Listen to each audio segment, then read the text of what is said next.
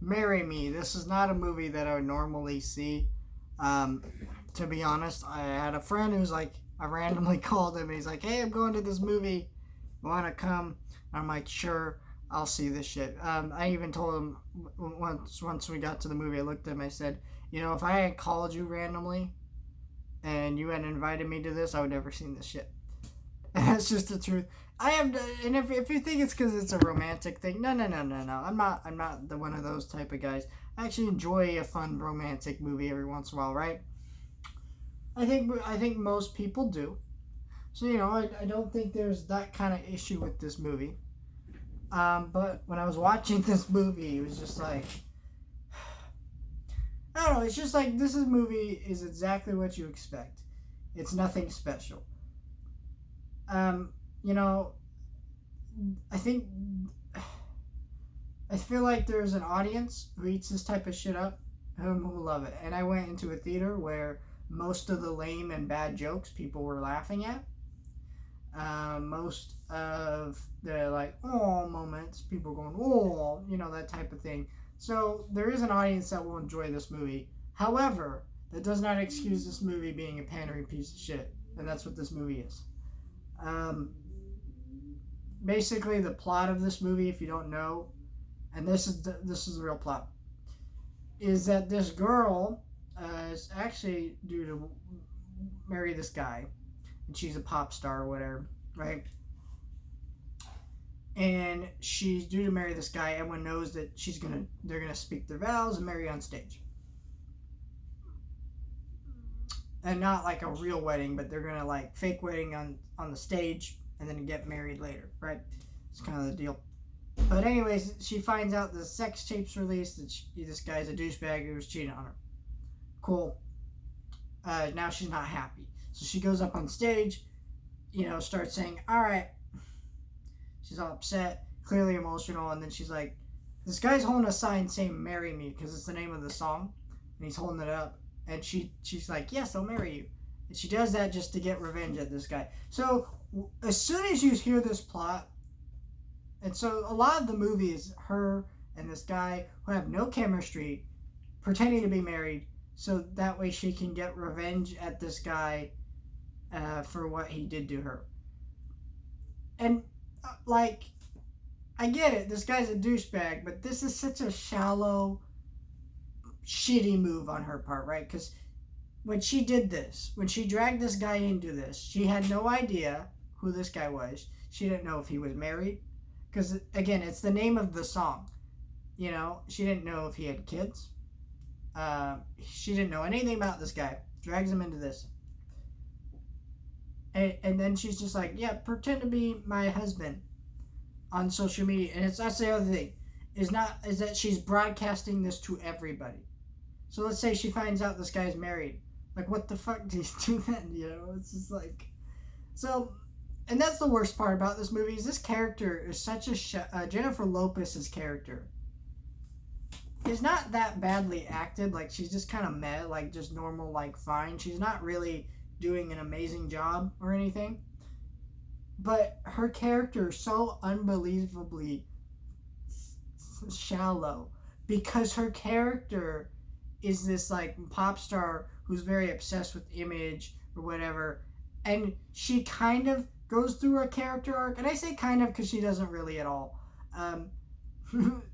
where she kind of learns to be less shallow. But this guy, Owen Wilson's character, first of all, is not really given anything distinct as a character. See, Owen Wilson's a good actor; he makes it work. But he's really not given anything distinct to work off of. So Jennifer Lopez and him have no chemistry, and that's why you want to watch a romantic movie like this. You want to see two, hot, good-looking celebrities who have chemistry, and kind of fall in love and it be sweet and all. But these people have no chemistry, and his character is like given nothing to work with. Like, the biggest thing that he has as a character is that he's a math teacher. And he does something at the end of the movie called a mathathon. And he has a daughter and a dog. Like he's so boring and just nothing. I mean, even he's been married once, because obviously he has a daughter, right?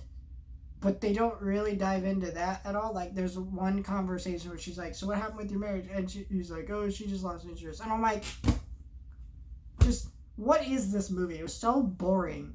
It's so goddamn boring.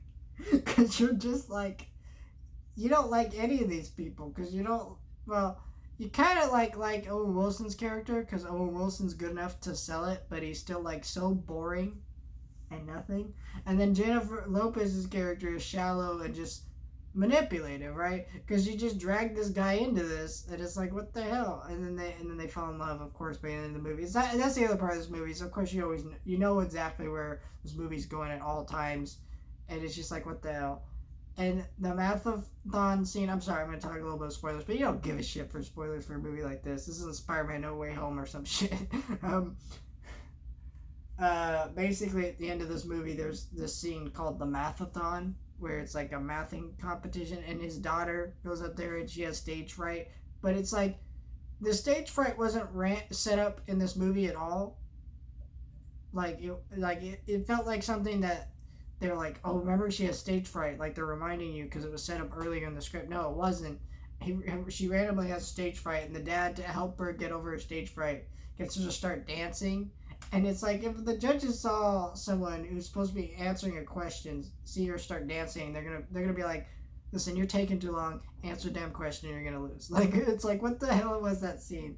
And it's just like, yeah, this movie's just, it's a boring rom-com with two leads that have no chemistry, one shallow and one has no personality, and it's just whatever, it exists.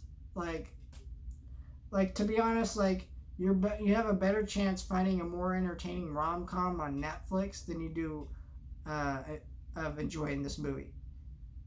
And the thing is, Netflix makes nothing but shitty rom-coms. So, and this feels like one of those shitty rom-coms. It's unfortunate that this movie sucks, I will say that, because, we do live in an era where comedy and romantic movies are just not around anymore. Especially comedies, but romantic movies as well. I mean, we're talking about Valentine's Day weekend, and there's one romantic movie coming out, and we don't have a lot of them. A lot of them just go straight to streaming because they're not that good of movies. And it's just like, studios need to work on making these movies more appealing and better, because now they're so generic that just no one cares. And, I mean, I went opening night to this movie, and there was a decent audience, but there was a lot of empty seats. I mean, me and my friend were sitting in the handicap row, because I'm handicapped, and there was just no one behind us. So we just kind of made jokes the whole movie because there was no one around us, so we weren't disturbing anybody. We just didn't give a shit. This movie was just nothing, and it was just like a movie that exists, and, all I can say is, yes, movie, I will marry you.